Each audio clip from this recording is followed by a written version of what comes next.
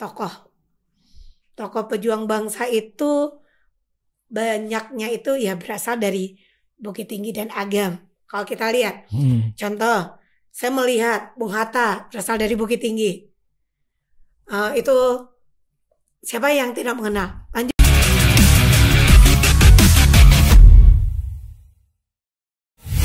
Halo generasi penerus Hatta, selamat datang kembali di Siniar Literasi. Episode kali ini kita kedatangan tamu istimewa, seorang pendiri dan juga founder ya, dari Rumah Baca Anak Nagari yang berbasis di Bukit Tinggi dan Agam dan sekitarnya ya. Selamat datang Bunda Sri Eka Handayani. Assalamualaikum warahmatullahi wabarakatuh. Salam literasi, pemirsa Siniar Literasi. Terima kasih untuk UPT Perpustakaan Bung Hatta yang telah mengundang Bunda Sri dalam rangka Rumah Baca dan kegiatan literasi. Oke, Bunda Sri bisa ceritakan sedikit nih apa yang menggerakkan Bunda untuk mendirikan Rumah Baca Anak Nagari? Sahabat Rumah Baca, sahabat Bung Hatta di mana saja berada, sebetulnya mendirikan Rumah Baca itu dari keresahan dan keprihatinan. Saya mendirikan Rumah Baca ada dua sebab. Satu, keresahan dan keprihatinan. Dua, permintaan anak kandung sendiri. Keresahan di sini kita melihat di lingkungan sendiri, Karendi. Anak-anak begitu jauh dengan buku, begitu tidak mendapatkan akses yang namanya bahan baca yang bermutu. Jadi sewaktu itu saya berpikir bagaimana anak-anak di lingkungan saya, di tempat saya tinggal itu cinta baca, paham yang namanya memahami bacaan apa yang dibaca. Karena maaf, banyak anak-anak zaman sekarang hebat bermain game, pandai mengakses berbagai macam situs, pas waktu kita suruh mengetik satu halaman aja tidak bisa. Jadi saya sangat prihatin dengan keadaan gawai merajalela sedangkan dunia buku atau bagaimana memanfaatkan itu terlalu jauh. Itu yang pertama. Yang kedua, permintaan anak kandung.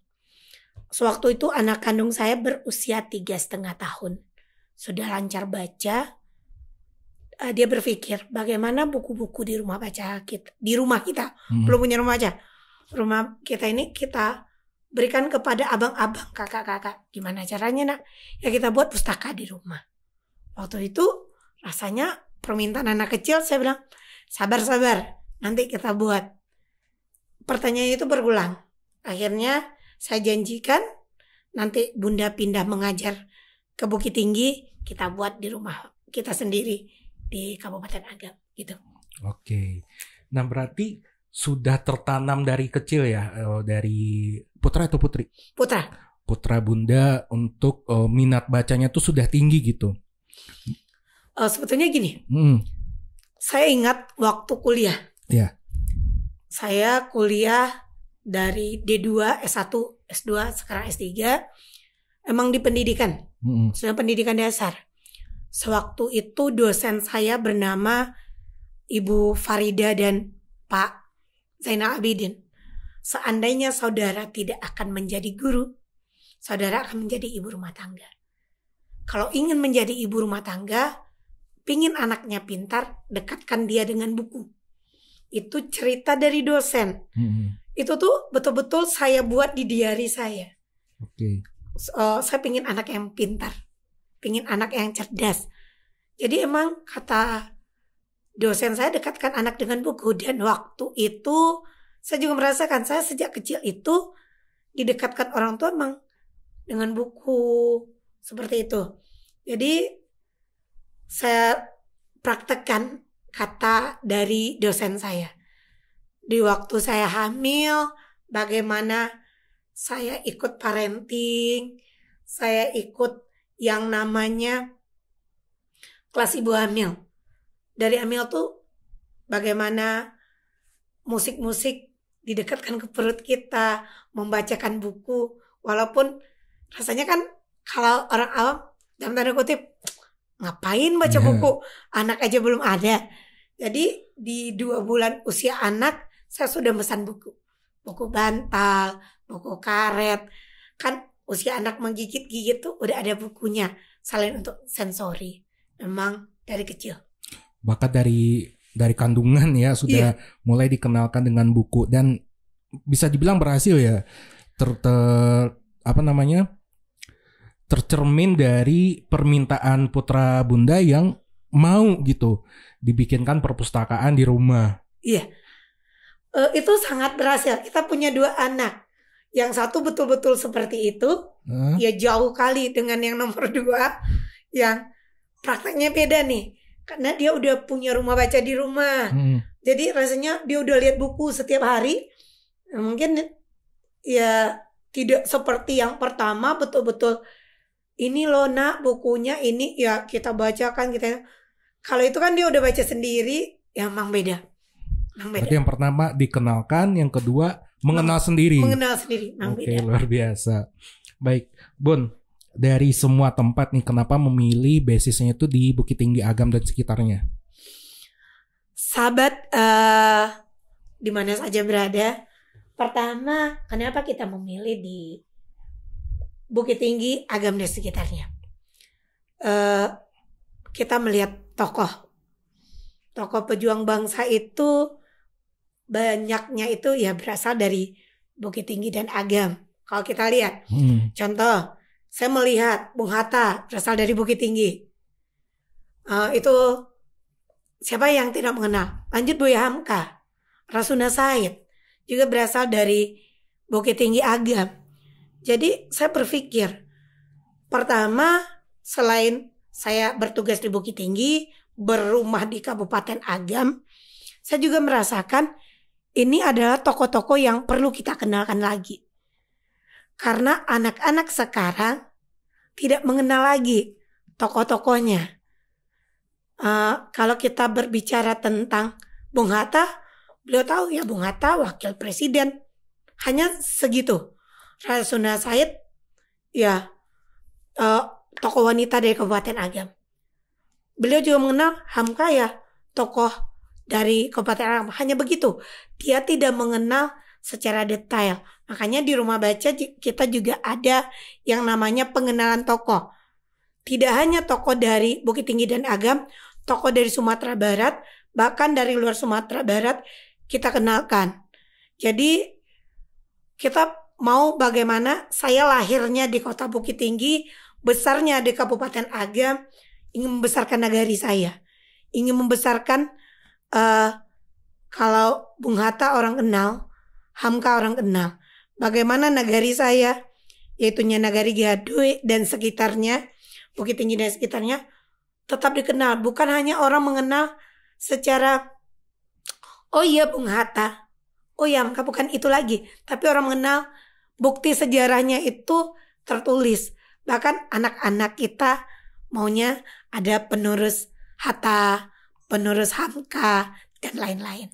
Termasuk menginternalisasikan nilai-nilai yang para pejuang itu lakukan gitu ya. Itu harus wajib. Karena ya. Gimana waktu saya bercerita di rumah baca, kita bercerita Bung Hatta itu orangnya hemat. Sampai kita ceritakan, Bun, kayak gitu ya Bun. Jadi dia tibanya kalau dalam tanda kutip ya, kok dia wakil presiden kan kaya gitu ya.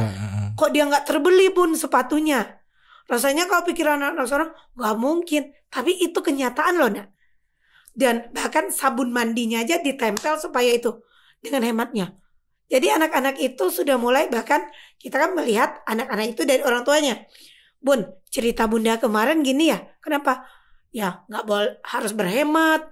Nggak boleh beli sepatu tiap semester harus beli sepatu. Dari cerita kita akhirnya nilai-nilai itu tumbuh. Atau bagaimana beliau mencintai buku. Beliau kan dibelikan pamannya awalnya. Anak-anak senang, bisa tinggal ke rumah baca, bisa tinggal ke perpustakaan, tidak mencari itu lagi. Akhirnya dengan itu secara tidak langsung, karena rumah baca kita dekat dengan perpustakaan Bung Hatta, kalau anak-anak bunda Sabtu Minggu libur bisa ke perpustakaan. Oh, jadi kita tidak bayar ya, Bon? Kita boleh. Jadi kita menginternalisasikan bagaimana tokoh kita juga mengenalkan perpustakaan kita. Bahkan alhamdulillah kami di rumah baca, kalau kesini berkunjung anak rumah baca, otomatis Pustaka Bung Hatta dekat. Kami juga sudah membawa ke rumah kelahiran Bung Hatta. Walaupun dalam tanda kutip bukunya masih sedikit, ya sangat, kalau jujur bagi pendengar di mana saja berada, khususnya nanti orang Kabupaten Agam, Pustaka Bung Hatta juga harus, Pustaka Buya Hamka juga harus dikembangkan agar lebih bagus. Oke, berarti Kak, cara spesifik mengenalkan tokoh-tokoh tadi itu melalui cerita, melalui dongeng gitu ya. Oke, itu memang cara yang efektif dalam menyampaikan nilai-nilai ke anak. Dan itu juga dilakukan oleh Bung Hatta, mewariskan nilai-nilai budaya bacanya ke putri-putrinya dengan cara mendongeng kayak gitu. Nah, Bung Hatta ini kita bicara spesifik Bung Hatta ya. Bung Hatta kan sering dijadikan ikon literasi karena beliau memang memiliki kecintaan yang luar biasa terhadap buku. Nah, apakah menurut Bunda nih semangat beliau masih relevan untuk anak-anak sekarang? Sahabat pustaka di mana saja berada, sahabat literasi, kalau menurut Bunda, Bung Hatta itu sangat relevan. Bukannya kalau orang bilang kalau tahunnya udah berganti ya nggak relevan lagi. Kita lihat dari nilai-nilai yang diberikan Bung Hatta, nilai kedisiplinannya. Mana ada zaman sekarang kita mendengar aku rela di penjara asal bersama buku. Zaman sekarang anak-anak kita yang sudah bisa dikatakan dalam tanda kutip jauh dengan buku, dengan nilai-nilai, dengan cerita yang kita berikan, insya Allah itu akan berbeda. Karena Bunda merasakan sendiri di rumah baca ada sama sekali dia datang hanya untuk bermain. Dengan kita ceritakan ini buku ini penting, itu rasanya anak-anak digurui zaman sekarang kan nggak bisa. Tapi dengan apa kita berikan, yaitunya dengan contoh. Dengan adanya di rumah baca juga ada pojok literasi Bung Hatta, pojok literasi pemikiran Bung Hatta. Nanti kita ceritakan tuh, oh begini. Dan selain itu kita juga punya buku-buku Bung Hatta. Dengan bercerita kita kepada anak itu sangat relevan. Bahkan orang tua sendiri, kami juga pernah mendongeng, bercerita. Rupanya ini udah lama. Maaf, orang tua zaman milenial juga tidak membaca semua. Dengan adanya kegiatan seperti mendongeng atau bercerita tentang Bung Hatta, orang tua jadi paham. Itu sangat relevan. Bagaimana kedisiplinannya, bagaimana hematnya, dan bagaimana cinta bacanya. Karena zaman sekarang kalau anak-anak tidak membaca, yang namanya berita hoax itu akan mendekati anak-anak. Yang namanya tidak membaca, kebodohan akan mendekatinya. Luar biasa. Baca dulu gitu ya, baru nanti berkembang menjadi literasi agar nanti bisa menyaring informasi-informasi yang berkembang pada saat ini ya, yang bisa membahayakan, ya bisa dibilang membahayakan seperti itu. Nah Bun, tantangan paling nyata dalam menumbuhkan budaya baca di rumah baca anak negara ini apa aja sih Bun?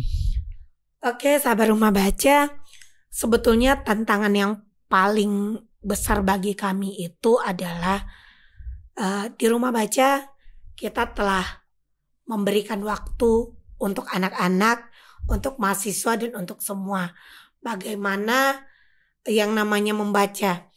Kadang tantangan kita antara rumah atau lingkungan dengan taman bacaan itu tidak seiring. Bahkan kami pernah melakukan kegiatan parenting di rumah baca. Di rumah baca itu kita udah katakan anak-anak jam 6 sampai jam 18 sampai jam 21 bagusnya kegiatan itu bersama orang tua. Maaf, orang tua masih sibuk dengan telenovela, sinetron. Bahkan kadang ya papa saya ya sibuk main HP. Jadi anak-anak kurang terkontrol ya. Otomatis anak-anak tuh kan meniru. Kalau di rumah baca itu bagi anak-anak dilarang bawa gawai. Kecuali bagi mahasiswa, karena kan ada wifi. Dia emang wifi itu penting untuk mencari tugasnya. Jadi tantangan bagi kami, kalau dulu kan bahan bacaan bermutu kurang, sekarang nggak lagi. Perpustakaan Nasional udah memberikan 1000 bahan bacaan bermutu. Bahkan kita udah minjamkan ke sekolah, kita udah bawa ke lapak baca. Yang bermasalah itu ya bagaimana nantinya seiring antara lingkungan dengan taman bacaan. Tetapi kami sebagai orang taman baca berusaha semaksimal mungkin. Kami turun ke sekolah, adanya rumah baca masuk sekolah. Bagaimana relawan-relawan kami mengantarkan buku ke sekolah-sekolah, ke masjid-masjid, dan ke lapak-lapak baca. Begitu. Oke, luar biasa. Kita lanjut ya Bun ke pertanyaan berikutnya. Apa sih cita-cita panjang Bunda untuk rumah baca anak negari? Cita-cita jangka panjang ini. Cita-cita yang belum terwujud lah ya. Kami punya cita-cita misalkan 5 tahun pertama ini, 5 tahun kedua ini. Kalau cita-cita pertama, saya tidak pernah memikirkan rumah baca anak nagari sebesar ini. Saya tidak pernah memikirkan rumah baca anak nagari saya sendiri sebagai penerima Nugra Jasa Dharma Pustaloka dari Perpustakaan Nasional, baru satu-satunya ya di Sumatera Barat pada tahun 2021 kategori masyarakat. Tahun 2019 ada wali kota Padang Panjang ya, Bapak Fadli Amran, kategori publik. Awal rumah baca ini saya cuma berpikir bagaimana rumah baca saya bermanfaat untuk masyarakat, terutama untuk nagari saya. Dengan bergerak konsisten. Intinya saya pikirnya gini, orang buka rumah baca, kita jangan buka rumah baca, kita gak perlu latah. Dan takutnya kita gak perlu latah. Tetapi buka rumah baca itu dari hati. Dan kegiatan kita itu berproses betul-betul konsisten. Dengan saya rasakan dengan konsisten, tidak pernah memikirkan rumah baca itu dapat seperti ada dari Kemdikbud, misalkan ada BAMPEM, kami coba ikut lombanya, lulus. Ada BAMPEM IT, kami coba, lulus. Bahkan dari Badan Bahasa, kami ada TBM aktif rekreatif tingkat nasional. Alhamdulillah baru rumah baca anak nagari. Harapan besar saya, mimpi saya, ini udah bertahun. Saya pengen punya podcast di rumah baca. Sekarang rumah baca saya sudah besar. Waktu bersama Andi F. Noya pun saya juga mengatakan itu. Saya pengen nantinya ruangan atas rumah baca itu, kalau saya punya rezeki ditambah, dan suatu saat punya podcast yang betul-betul bisa bermanfaat untuk masyarakat. Di situ kita buat ruang diskusi. Kalau sekarang ruang diskusi kita tetap ada, tetapi ya kita seperti offline, diskusi dengan mahasiswa. Kita kegiatan online-nya seperti di IG Rumah Baca, live IG tentang literasi Ramadan atau literasi sore. Kita juga pernah mengundang Bapak Deputi, Bapak Adin Bondar, otomatis Ibu Kepala Perpustakaan, Bunga Tahu otomatis. Jadi kita pingin yang lebih besarnya. Kita pingin di situ suara masyarakat ada. Kita itu kan independen, kita tidak terikat oleh pemerintah. Kita juga bisa suara masyarakat itu tersalurkan di nantinya kalau kita punya podcast rumah baca, kita ingin menyuarakan bagaimana literasi ke depannya. Maaf, kadang taman baca atau rumah baca bukan menjadi hal pokok bagi masyarakat. Tetapi kita tahu dengan membaca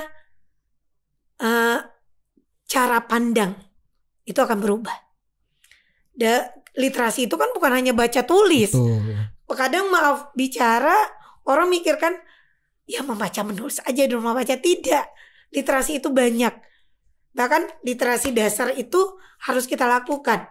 Bagaimana baca tulis, finansial, bagaimana itu sains, digital.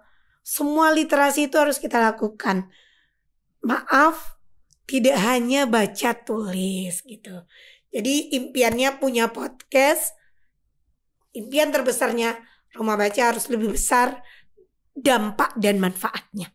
Amin. Semoga terwujud ya dengan punya studio podcast ini. Jangan lupa undang saya ya. Oke. Diundang nanti Kak Randy. Nah, Bun, apa sih yang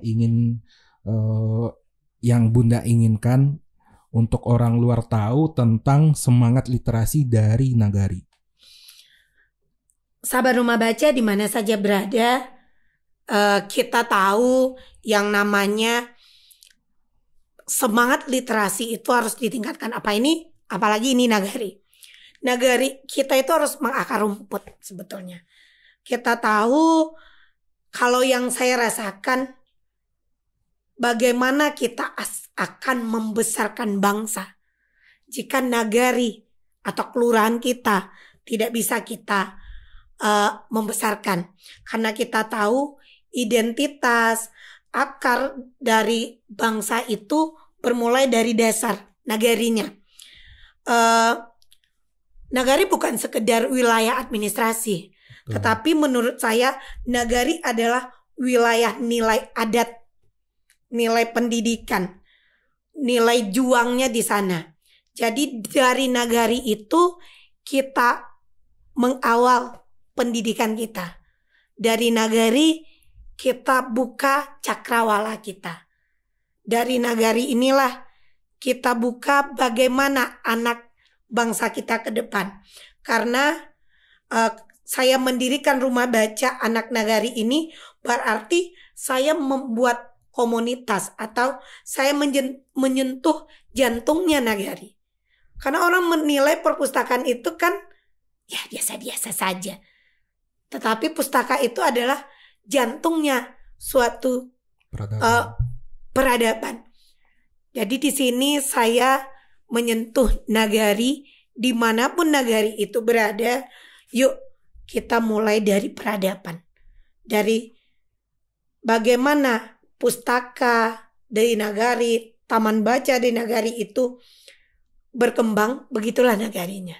Kalau jantung peradabannya rusak, atau jantung istilahnya pompa darahnya aja udah rusak, bagaimana dia akan berkembang? Jadi dari Nagari untuk bangsa. Luar biasa. Nah Bun, bisa dibilang Bukit Tinggi, Agam dan sekitarnya ini cukup beruntung ya punya Rumah Baca Anak Nagari gitu yang bisa meningkatkan literasi anak. Tapi pada kenyataannya juga pasti di nagari-nagari yang lain di Sumatera Barat atau mungkin di daerah-daerah lain di luar Sumatera Barat itu masih banyak yang belum punya rumah baca atau bahkan perpustakaan. Nah, Bun, apa pesan sederhana Bunda yang ingin Bunda sampaikan kepada teman-teman di nagari-nagari atau daerah-daerah lain yang masih ragu memulai gerakan literasi dari hal kecil? Oke, Kak Randy, sahabat Rumah Baca di mana saja berada, sahabat perpustakaan. Sekarang kita di nagari-nagari masih belum banyak yang punya perpustakaan nagari. Tetapi kebetulan kami dari Rumah Baca masuk ke Forum Taman Baca Masyarakat Provinsi Sumatera Barat menjadi anggota. 19 kabupaten kota itu diketuai oleh Pak Hasan. Kami salah satunya. Dulu itu berawal hanya 3 daerah yang masuk ke Forum Taman Bacaan Provinsi Sumbar. Sekarang sudah 19. Bahkan 90, kalau tidak salah 92 TBM sudah dapat buku dari Perpusnas. Sudah ada 146 TBM. Nanti bisa berbincang-bincang dengan Ketua Forum TBM Sumbar. Jadi kita berharap untuk yang belum punya TBM, untuk belum punya kantong baca, Mau namanya taman baca, rumah baca, kantong baca, sudut baca, teras baca. Yuk kita bergerak dari hati. Kita lihat lingkungan kita untuk kedepannya. Apakah taman bacaan akan bisa berkembang? Apakah anak-anak kita akan besar dengan beribu hoax? Tidak adanya media arus utama, mereka tidak tahu. Dengan adanya taman baca, kita akan memperkenalkan. Banyak yang akan kita perkenalkan agar anak cinta dengan buku, agar anak melek bermedia. Jadi bagi teman-teman yang belum punya Pustaka Nagari, taman bacaan, pertama, niatkan dari hati. Kedua, cari tempatnya atau base campnya. Ketiga, kalau masalah buku bisa minta ke rumah baca. Insya Allah kami akan berbagi walaupun sedikit. Untuk pertama. Keempat, ada programnya. Yuk kita bareng-bareng berbagi program. Kelima, adanya nanti publikasinya, ada refleksi. Pokoknya insya Allah kami dari Rumah Baca Anak Nagari dan forum TBM Sumbar mungkin nantinya akan siap berbagi dengan teman-teman. Karena rumah baca yang ada di Kabupaten Agam, Bukit Tinggi, Pesisir, dan 19 kabupaten kota lainnya sudah sering dengan kami bagaimana buka taman baca. Bahkan sampai sekarang buku kami ada di Solo Selatan, di Payakumbuh. Kami ada buku, yuk kita pinjamkan, nanti bisa dibergilirkan. Bagi teman-teman yang berminat, yuk. Karena membesarkan kampung, membesarkan daerah kita, siapa lagi kalau bukan kita? Luar biasa, tepuk tangan teman-teman. Luar biasa pembicaraan kita yang singkat namun berisi ini ya. Sekali lagi terima kasih Bunda atas waktunya di Sinar Literasi ini. Dan kepada generasi penerus Hatta, jangan lupa ya ditonton sampai habis, di komen, di subscribe, di like. Dan terima kasih, sampai jumpa di siniar selanjutnya dan salam literasi. Salam literasi.